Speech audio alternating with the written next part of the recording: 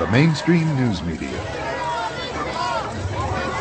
While Americans rely on it daily for the latest reports on world and domestic events, a recent study conducted by the Cronkite School of Journalism indicates that nearly 67% of Americans don't trust major media for accurate reporting.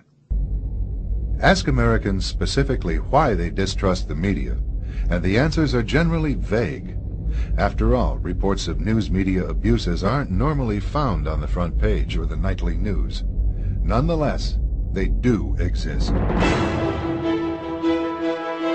Dateline NBC, a primetime news program, airs a story in 1992 entitled Waiting to Explode. The story includes footage demonstrating that a line of trucks produced by General Motors readily explode on impact.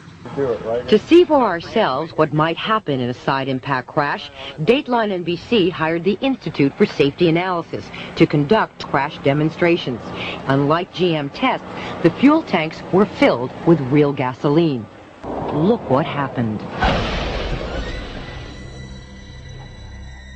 At impact, a small hole was punctured in the tank. According to our experts, the pressure of the collision and the crushing of the gas tank forced gasoline to spew from the gas cap. The fuel then erupted into flames when ignited by the impacting car's headlight. After the program airs, one of the firemen at the taping of the crash contacts GM. The conversation inspires a full-scale investigation. 3 months later, NBC is forced to reveal their role in fabricating the news.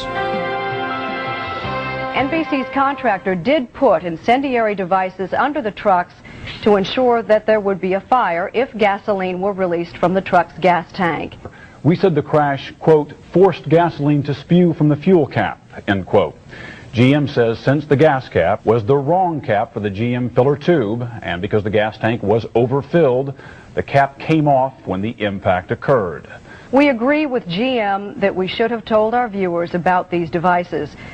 The Dateline reporter, however, said, quote, at impact, a small hole was punctured in the tank, unquote. GM has now x-rayed that tank and found no hole. We acknowledge the placing of the incendiary devices under the truck was a bad idea from start to finish. That's our new policy, and we'll be right back.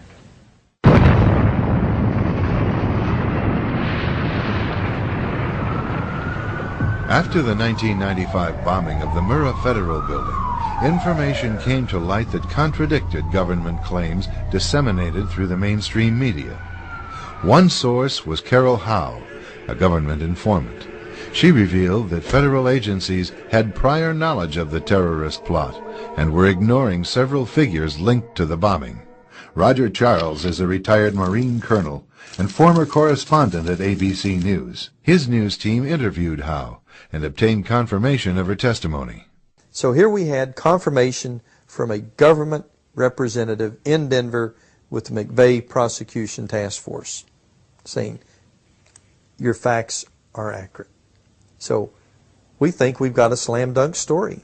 It will be a piece of cake to get it on air now because we have confirmation from a government spokeswoman that our facts are true. The story was ready to air on ABC Evening News, but to Charles' surprise, the story never ran. A few minutes later, a phone rang. Tom Gerald from ABC 2020 was on the phone to Thrasher saying the story had been killed for the evening. Didn't know why, but the decision in New York was not to run the story on Peter Jennings' nightly news that night. In order for the story to air, Charles reworked it following suggestions from New York. Well, the next morning, Don Thrasher gets a call from New York, and he gives me one of these. I couldn't believe it. I knew what the signal was. The story was not going to go again. In 1990, an age-old conflict in the Balkans erupted into civil war. A multi-sided and complicated overseas struggle was packaged by the mainstream media as a tidy melodrama. The predominantly Christian Serbs were cast as the villains.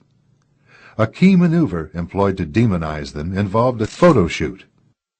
The news has always been used to stampede our reason with a perception and emotion. When you're talking about war, you get those heart-tugging appeals to pity in particular, and we've seen that again using images. Benjamin Works, president of the Strategic Issues Research Institute, is a military affairs analyst for Fox News and CNN. He recalls the emergency shelters set up by the Serbs to accommodate Bosnian refugees. I remember very vividly seeing tours by the camp commander showing the mess hall, showing food that, I wouldn't pay money for, but I'd gladly eat if it were free. And yet this was turned into a sensational story about concentration camps. And the propaganda twist on that came out of both the electronic media and the newspapers, and very glaring covers on Time magazine and such. Judgment, an independent expose, reveals how a British film crew photographed a Bosnian emergency shelter to look like a Nazi concentration camp. The film crew positioned themselves inside a barbed wire enclosure to shoot out at refugees, who were free to come and go as they pleased. The cameras zeroed in on a refugee whose emaciated appearance was the result of a birth defect.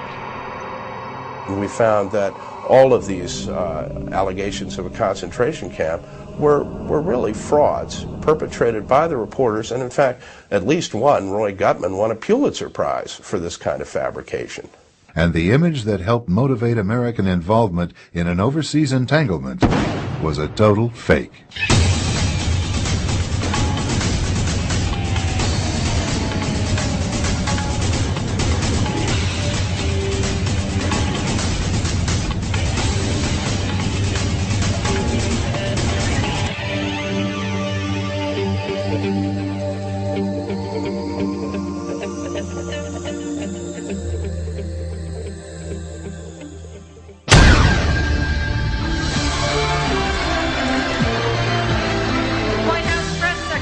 Joe Lockhart, Peter Mayer of CBS News, Steve Holland of Reuters, the incoming Vice President, Jay Leno, host of NBC's Tonight Show, Lori Santos of United Press International, Karin Jurgensen, editor of USA Today,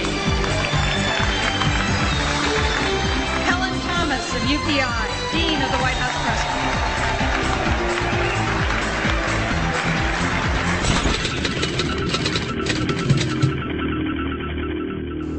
The star system has definitely crept into the media to the point where, although there used to be journalistic standards and something of a Chinese wall between the media pros and the newsmakers, that's been blurred, particularly by the administration, which has deliberately cultivated media personalities who are now present as guests at White House state dinners. And they don't seem to see any compromise of ethics or any conflict of interest in that. The executives, the editors in print media, the senior producers, executive producers in the visual media, these are the people that have the ideological bias, and what's probably almost as important, the personal friendships. They go to the same country clubs, they go to the same dinners, they socialize with a lot of the people that they cover. And yet this is where corruption sets into any system. When the censors and the monitors become friendly with the people they monitor, that's when standards fly out the window. Today, standards in mainstream news reporting have more to do with career enhancement than reporting the truth. Of course, to get ahead in a bureaucracy by giving the boss what he wants, that's how you get ahead. So again, that is indicative of why there's so much homogenization in the media.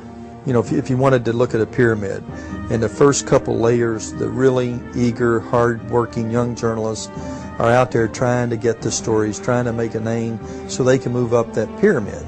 Well, the further they move up the pyramid, the more they realize that, the outlets really aren't interested in major news that rocks the boat. The boat Charles refers to belongs to those at the top of the pyramid, where the interests of the media outlets are quietly defined.